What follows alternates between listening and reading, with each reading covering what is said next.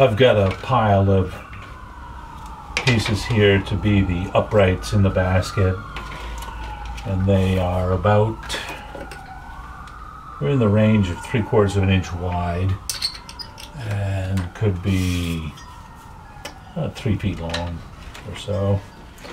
And I don't know how many there are, 20, 23, something like that. And I'll start to lay down the base of the basket with these. They've been soaking in water. They're good and damp. They're not dripping wet. But you don't want them to dry out much. So I'll start just with a few of them. And inside and outside, the outside is the cleaned up surface, whether it's been peeled or scraped. That's going to be the outside of the basket, but I work from the inside. So I flip this over. Here's the textured surface. And I just gently fold the strip in half. I don't crease it. And just to find the middle. Make a mark on it like that. And on another one, do the same thing. And in a basket like this one, I'm going to determine the size of this after I've got the basket going. So I make a cross with them. I lay the two of them down at 90 degrees to each other and run one. So my second one is on top of the first one. Now these next two will go on top of that second one, left and right of it, just like that. And two more on this side. I'm wedged against the wall here, running into some tools in the racks. You leave a bit of a space between them, so you'll be able to run the weavers around when you bend these up. As I choose them, I'm just looking at a few things. One, what we call the weight of the material, just the thickness of it, and also the width of it, and is it straight and is it crooked. This one's pretty wiggly, gets pretty narrow right there, and for right now I'll try to get a different one in there. So now I add them both directions, and each strip alternates the pattern of its previous one. So here is the previous, we'll call this one a horizontal to me, and it goes under, over, under. So this one goes over, under, over, like that. I tend to eyeball those negative spaces, try to keep them even. And I add strips left and right, or top and bottom of the center as I go. So the next one goes down here. Just to keep things even. It's really easy to lose track of where you are. So try to keep on top of that.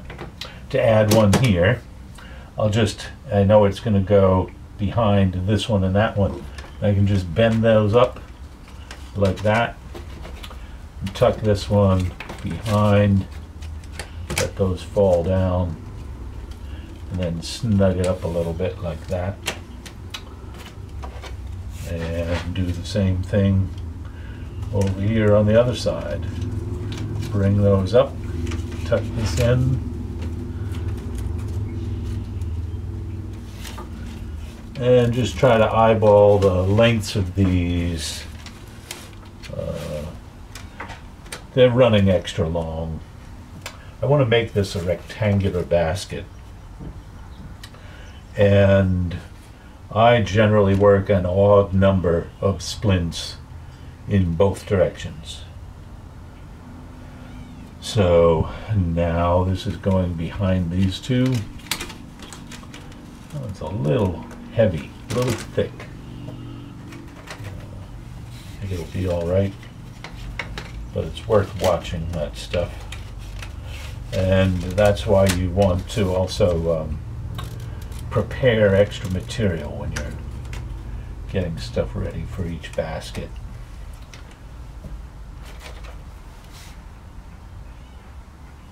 So I have 7 this way and 5 that way. Let's go up to 9 this way.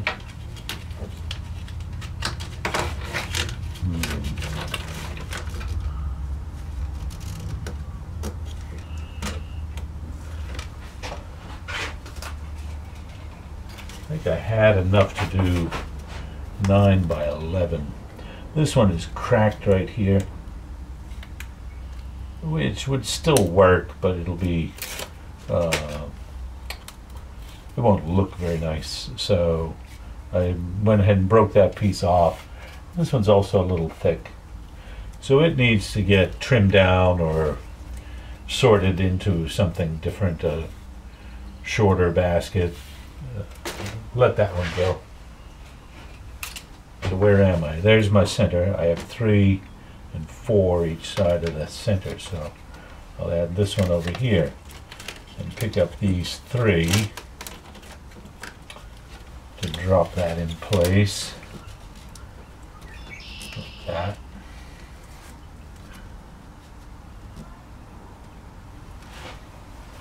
And you can get an idea of where I am. I can add some more left and right, because by folding these 2 up, I don't know how well you can see that, the one in my left hand is still a great deal taller than the one in my right hand. And I have some more splints, so I'll add them in. And you bring every other upright up like that. And tuck that piece back there.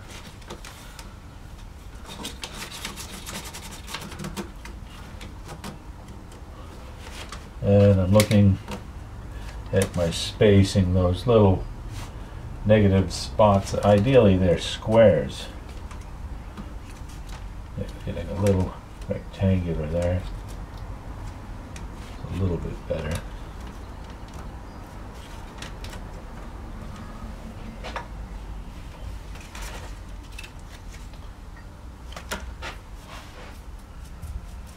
And because I rejected one, I have 3 more splints. This one wants a little bit of trimming right there. I'll get the scissors and trim that a little bit.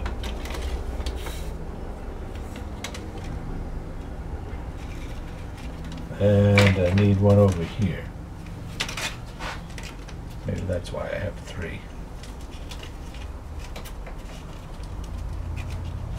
Because I took off that one.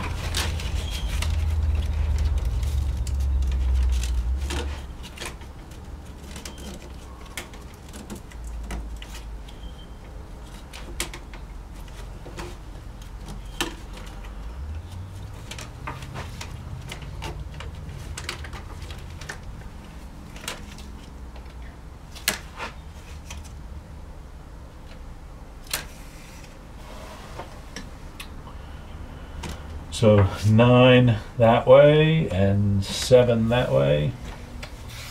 So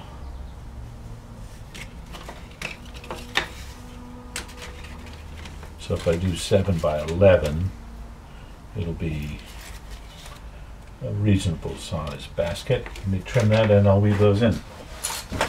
Oh, the scissors right there.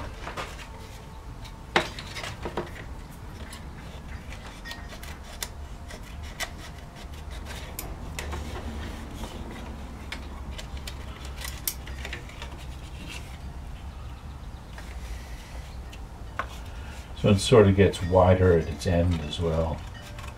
And if anything, I'd rather they get narrower at their ends, and you'll see why much later on in the process.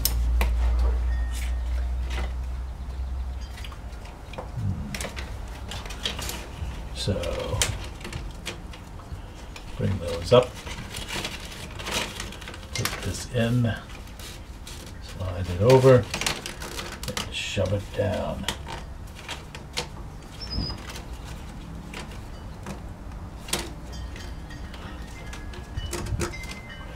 Here, this basket is, this material I'm working with is all leftovers from a year or more ago, pounding out splints.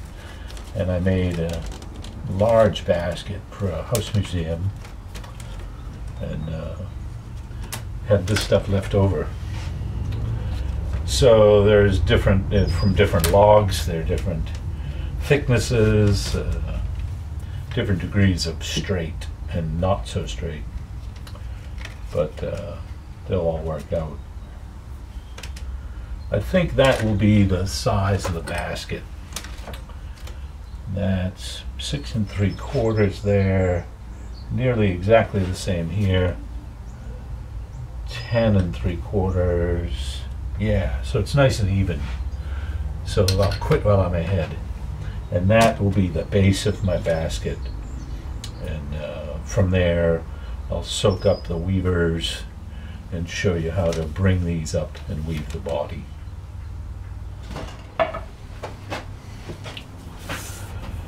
The strips that I use for the weavers are thinner than the uprights and also narrower. In this case, this one is just over 1/4 inch wide. Could be even narrower. Consistency is more important than getting them to an exact width.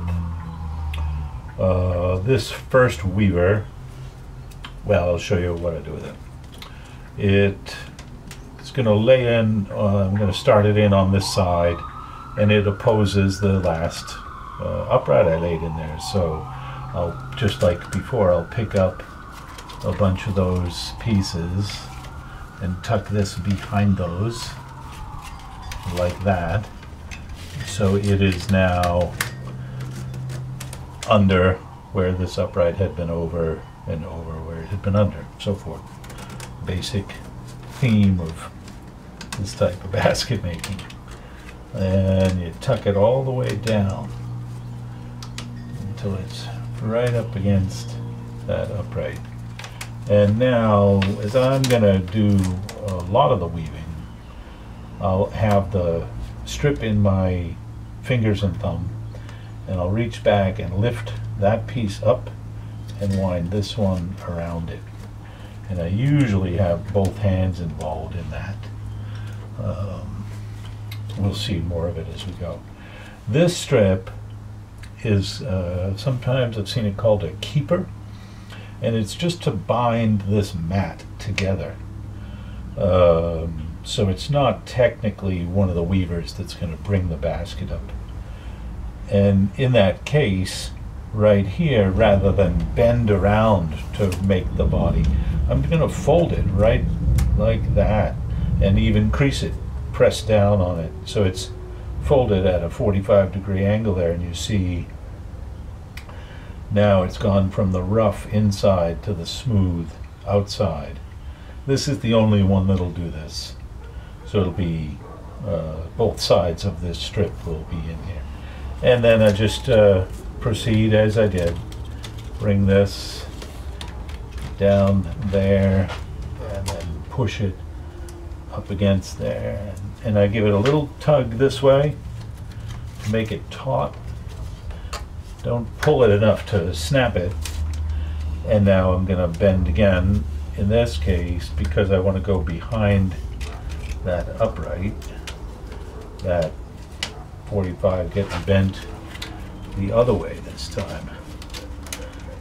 It's folded down. And now just wind that in.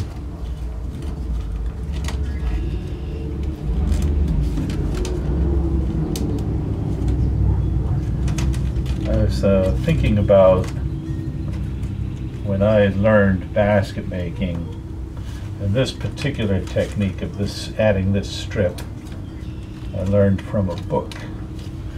And I don't remember the exact name of the book. The author was a basket maker named John McGuire. And that's where I learned this, adding this strip in here. So now it'll fold back this way, come around here, like that, just hide behind there, because I have the other end of it here. It's going to overlap itself. Go like that, and like this. And so it ends, the first half of it ends right there. So I'll overlap it for those 3 uprights, and then snip it off right there. One of the functions of this strip is now this is a unit, and if for some reason your work gets interrupted, these pieces don't dry out and flop all apart. They stay composed in that mat that you made. And now I can begin to add the weavers themselves and bring up the basket. I've got them in a bundle here. They're all trimmed. They're all different lengths. They're real close to the same width and thickness, but from time to time I'll pick out one that I'll feel is either too heavy or too thin. But I'm looking to get one right now that's a little bit, but long and has a sort of heavy end to it. And I should have selected one as I was making them and dedicated it for this first weaver. It's not that one. That one has a narrow spot in it. Well, I'll just look for a long one, I guess. Easier said than done. Let's take that one.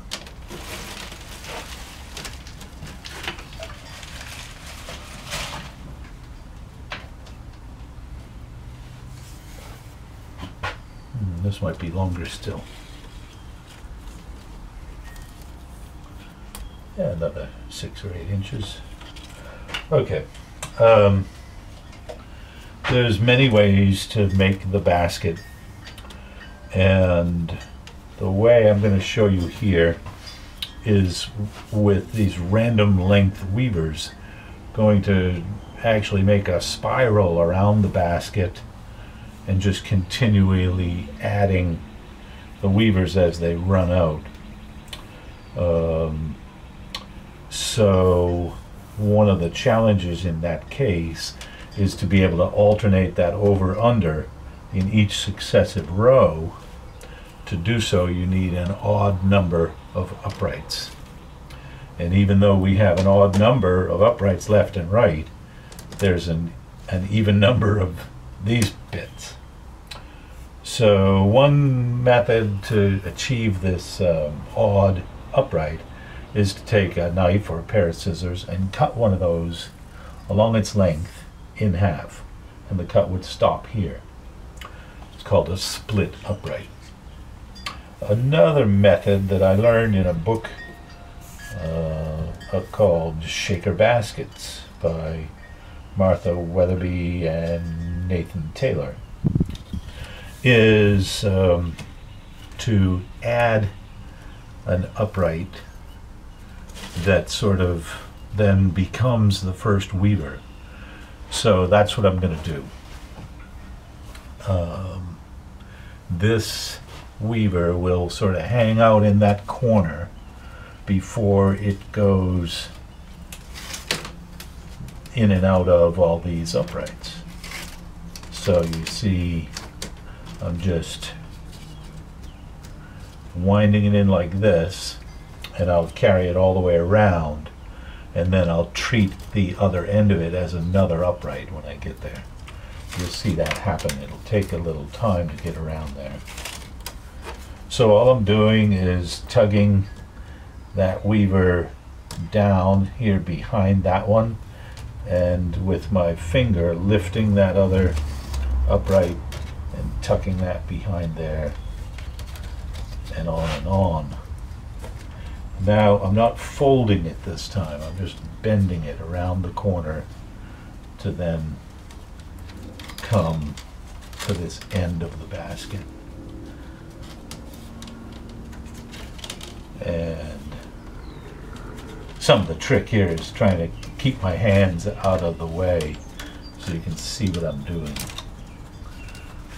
Now I'll bend again to go around that corner, and right now I'm not really trying to bring up the sides yet. I'm just trying to get this weaver started.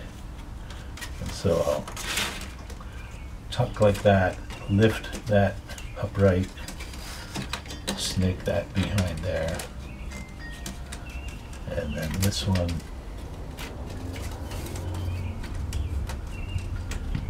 that one, and I'm just going to run out before I get there.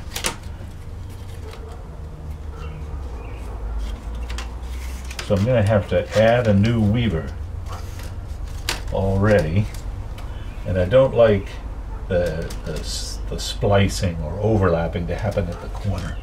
So I'm going to trim that before I get there, right there. And I'll show you how I add in the next weaver.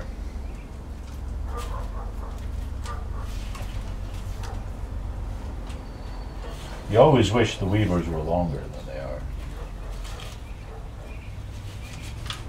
There's a longer one.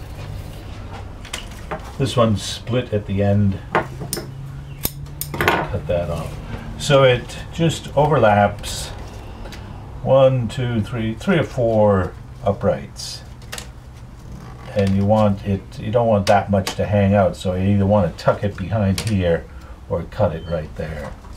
And at this point, I'll tuck it behind there.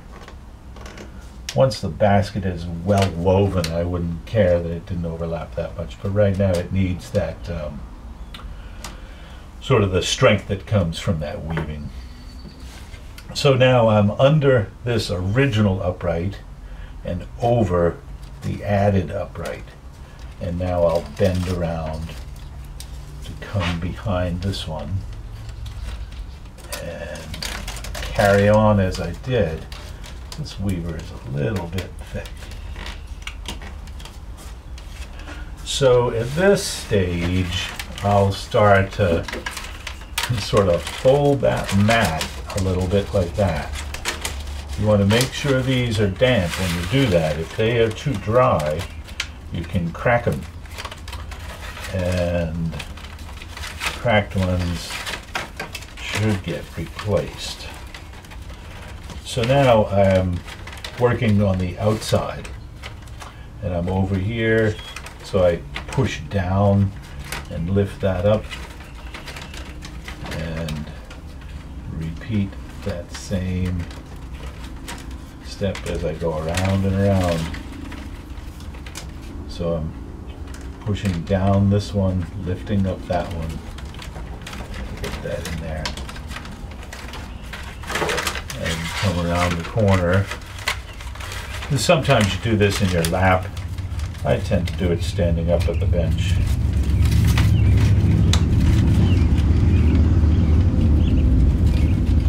When I come to the corner, I want to pull the weaver to my left a little bit to make it taut there. And then, because the corners have a little too much space in them and the weaving isn't very close together yet. So things can get a little loose at the corner. And so I'll fold both sides of the corner like that. Bring that weaver, it's behind the one on my right, so it'll go on top of this one on front of me. And then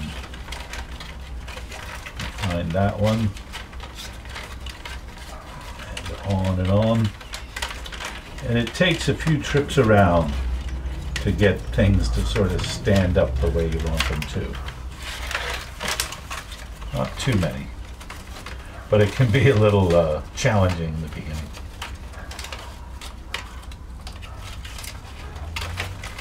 So here I am at the corner again. I give that a little tug and then catch it under there. Oh, there's my original overlap. It's kind of a little loose there. So as you work on the next row, the previous row can sometimes shift a bit, and you've got to keep your eye on it. There I'm at the added weaver, which is very thin. You know, it's functioning like an upright, but its thickness is as a weaver, so it can distort a little easily. So try to work at it, tugging it like that. And now this one is running out, and I'll be adding in a new weaver in a minute. Right there.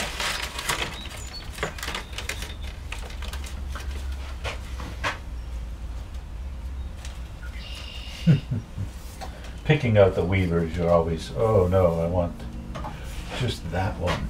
That's a little narrow. That's a little short.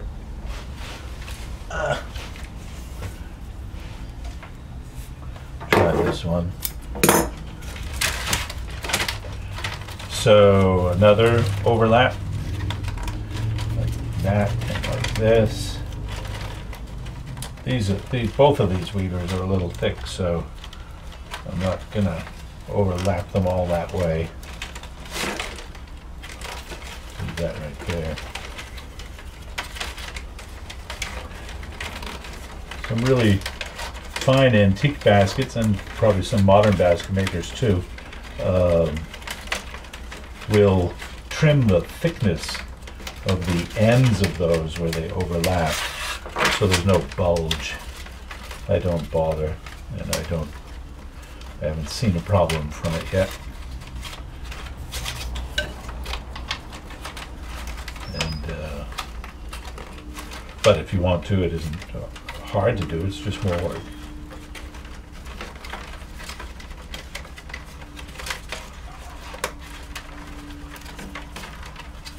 So as I weave these in, I'm also pushing them down, and particularly once I get this row in, that row can move down easily. But also, particularly here on the narrow ends, the two outside splints want to bow into the basket. So you might have seen me give those a tug every now and then to pull them back out the way I want them. Yeah, you can see it quite pronounced right there. So you tug that back and then catch it with the weaver. Once you get a few inches woven, it'll be easier to manipulate those. They're a little floppy in the early stages.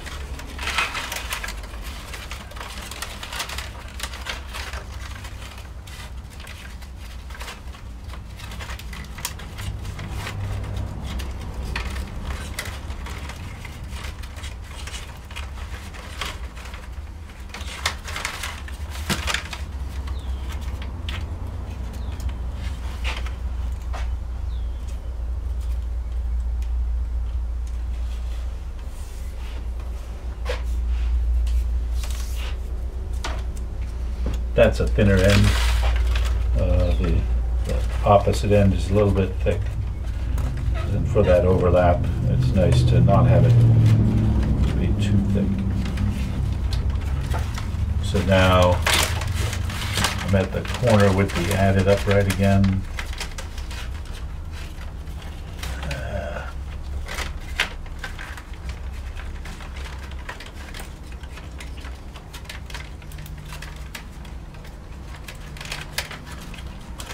And it's a matter of keeping your wits about you. You're watching the weaving pattern, the over-under part, the tension by pulling the weaver laterally, and then the packing them down and keeping the uprights from folding in too much.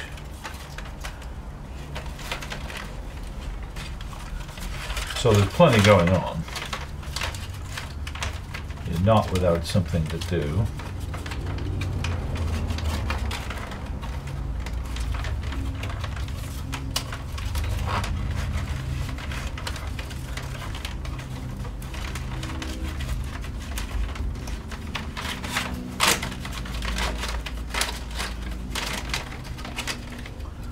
So there you see me tug that corner one to my right, bind it with that weaver, snake those long. Doing the long side gets pretty easy now that things are starting to take shape. But this overlap came undone.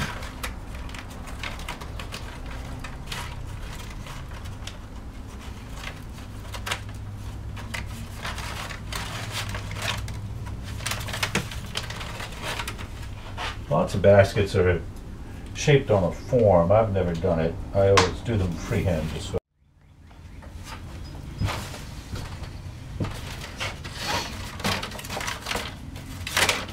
I've jumped ahead a little bit, but I'll show you some of what's happening. I've continued adding weavers and going around and around the basket. There are a few things you need to keep in mind as you do this. One is the tension of the weaving. So I want to keep tugging this weaver. In this case, I'm weaving around to my left. So you tug it as you go. And also the sort of shape of and placement of the uprights. They have a tendency to curl in this way. And so you want to, from time to time, be pulling on them back that way, particularly near the corners. I'll show you when I get to this next corner.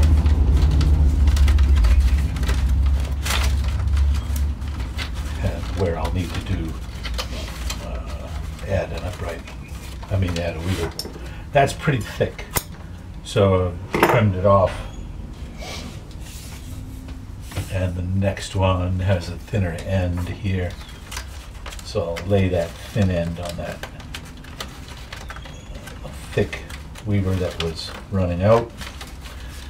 So here's the overlap. I'll tuck that back to about there and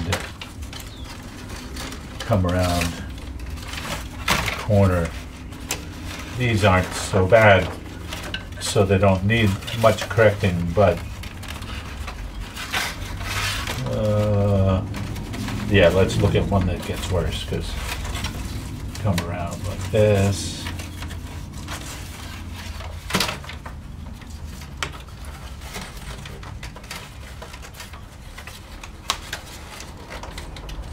Up here's just what I need.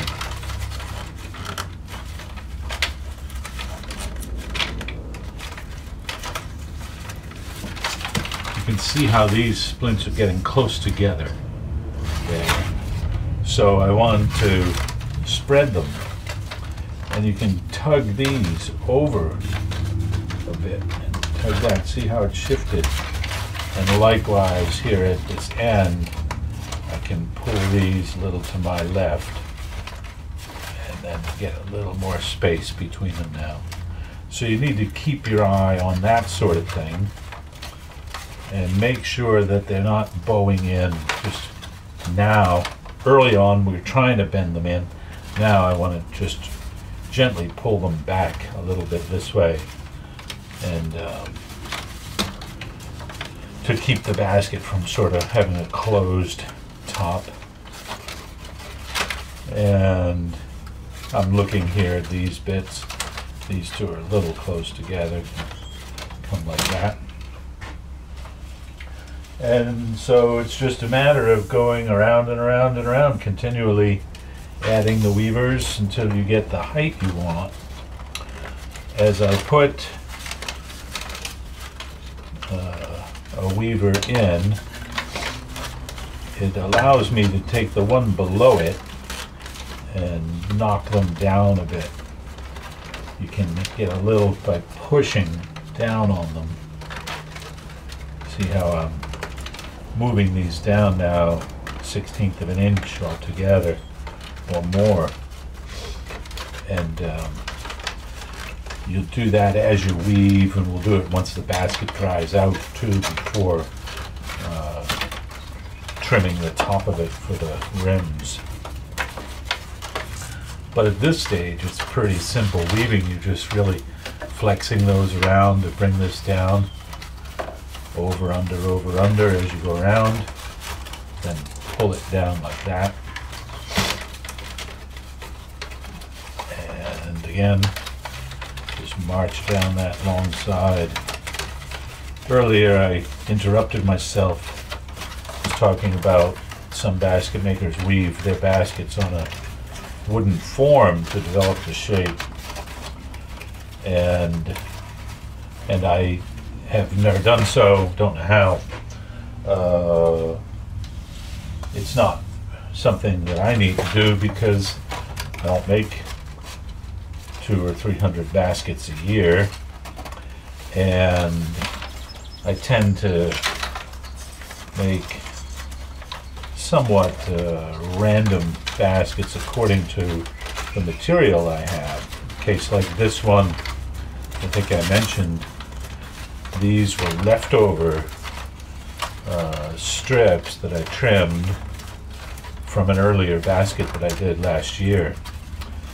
So I didn't split these specifically to make baskets right now. I'm trying to use up those leftovers before breaking into the new stuff I have. So I piled through a whole big collection of splints and sorted them this way and that to see, oh, here's what I could make with this batch. So a form isn't really necessary for that type of thing. It's more if you're interested in producing either a standard size or repeating one size of basket over and over. Find a way to work. It's just not how I do them.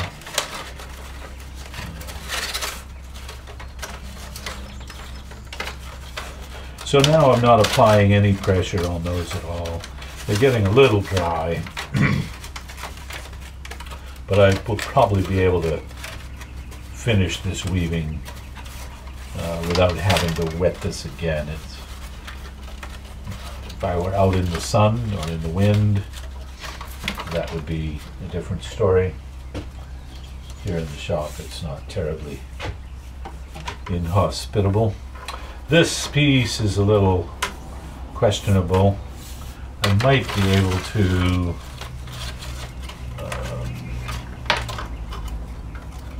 shave that off. There was some of the previous growth rings stuck to that splint, and it may or may not crack right there. And it has a knot here. It's not the best splint, but it should work. If you have a question about a splint, it's better to replace it than to risk it. You can weave in splices after the basket is made if you need them, but I always feel badly when I've just made a basket and I'm already repairing it. Many of mine went 20 years in my home before I needed to do much in the line of repairs to them. Worst thing you can do is step on them. Tends to crack the splints a bit. I guess it's not the worst thing you can do, but it's one of them. Worst thing you can do is probably burn them. You can't fix burned.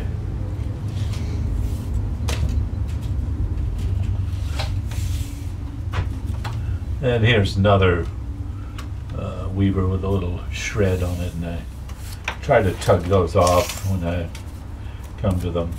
This end is a little thinner than the other, and that end is kind of stout. So rather than put the two thick ends over each other, I'll try to orchestrate those a little bit.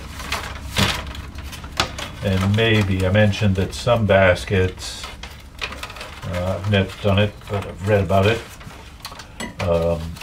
They thin the ends of the weavers where they overlap so that they don't create any bulge there.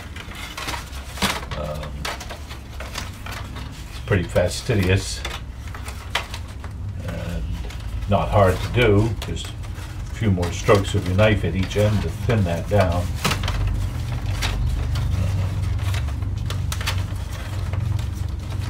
But like I said, I don't usually do it. But I do try to keep from overlapping two thick parts. That has some thickness to it right there. But this one that's going in the new place is quite thin, so it won't cause a problem there.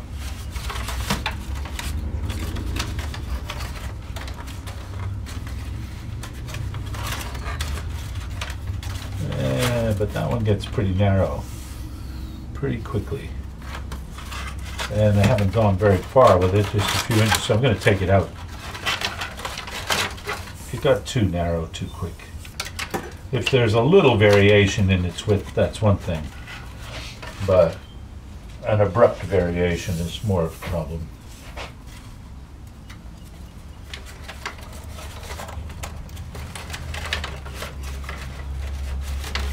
So there's the overlap. Here's where it hangs out. I'm going to pull to my left, so it's just behind there. Not going to break free, not going to crack. If they stick out beyond there, they can crack.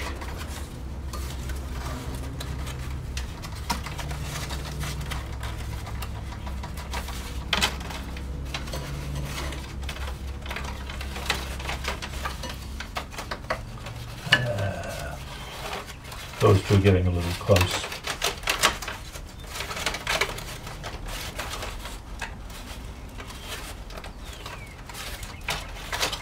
Another way to deal with that is to taper the surfaces, the edges that are near each other.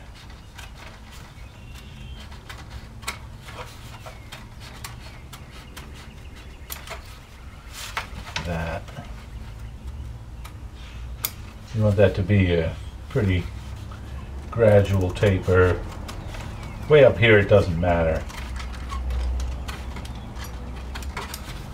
Down there it does. Just another way to help keep that space. And the function of the space between these, one, it allows this weaving to happen. You wouldn't be able to push these weavers down if those uprights were too close together. And another is later on when I'm lashing the rims. The lashing goes between the uprights. We'll see that in detail when we get there. So for now, all you need to know is you have to have some space between those uprights. I'm running into it again there, but I'm really only thinking about at that height, not there. But it is a little close. Have a look at it when I come around again.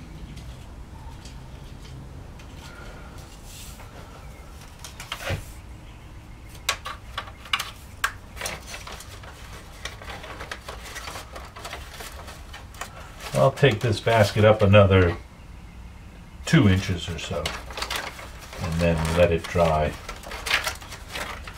So keep on winding around. pulling the tension, packing them down, watching the spaces between them. Every now and then, if you like, you can squeeze it here and there, kind of give it that rectangular form. The bottom is bowed now, and it rocks like that. That I'll deal with afterwards.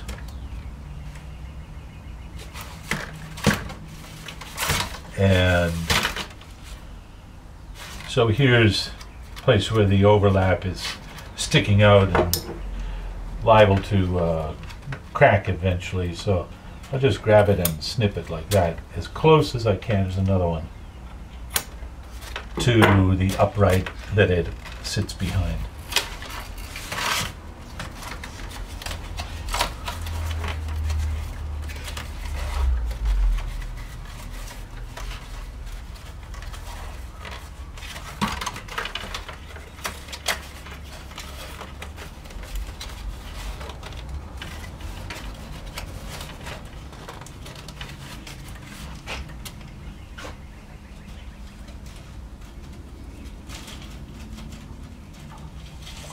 Good news is I won't need all the weavers I prepped. That one's broken right there, so best to break it now and have it happen later. I won't need all the weavers that I prepped, so I have weavers for my next basket already.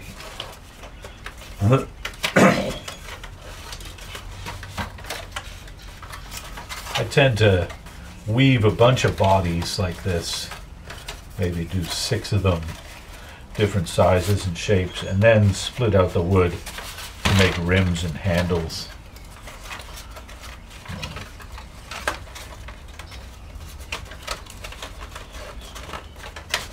Part of that is because that upright just cracked right there.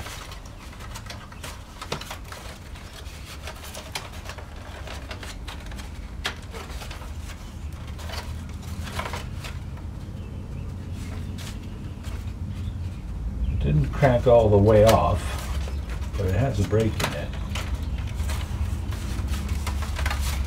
If I had to, I could splice in sort of a splice down into this weaving, another upright sticking up there. I'm going to come around the next one and pinch it there. Hopefully it'll be okay. And that might have happened because of the overlap right there. Just sort of pressed against it as I flopped it out to weave behind it.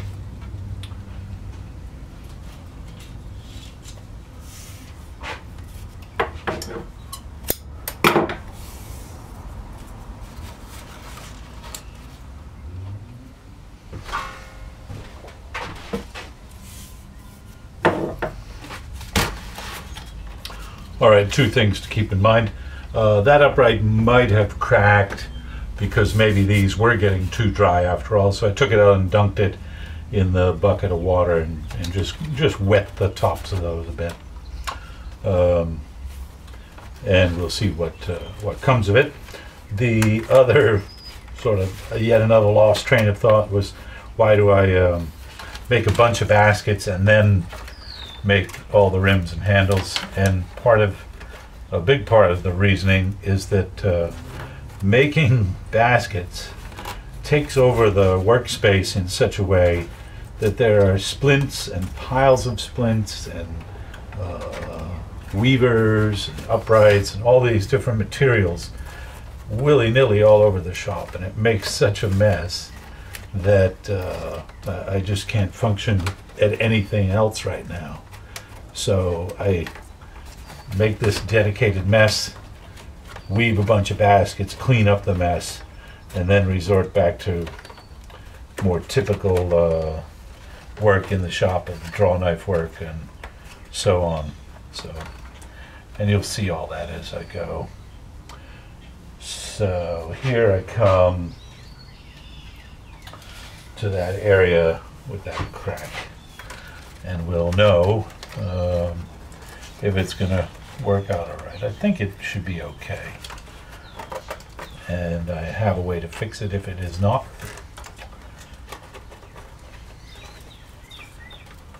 It's that one. So I'm not applying any pressure to it.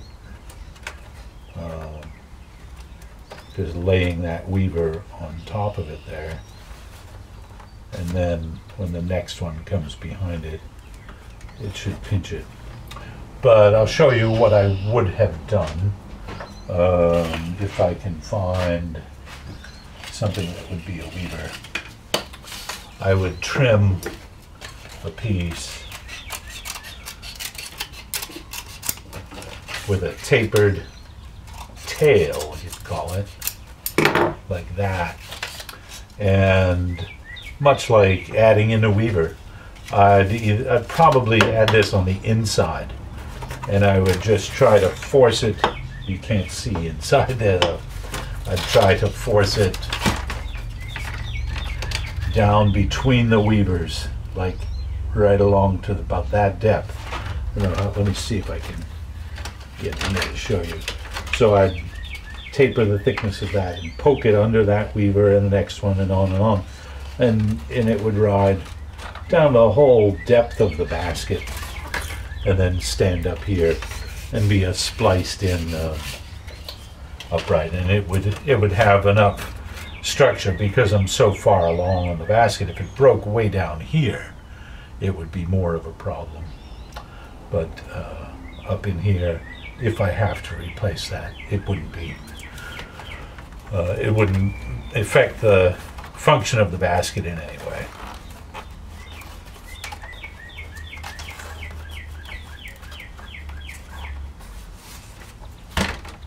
Mm-hmm.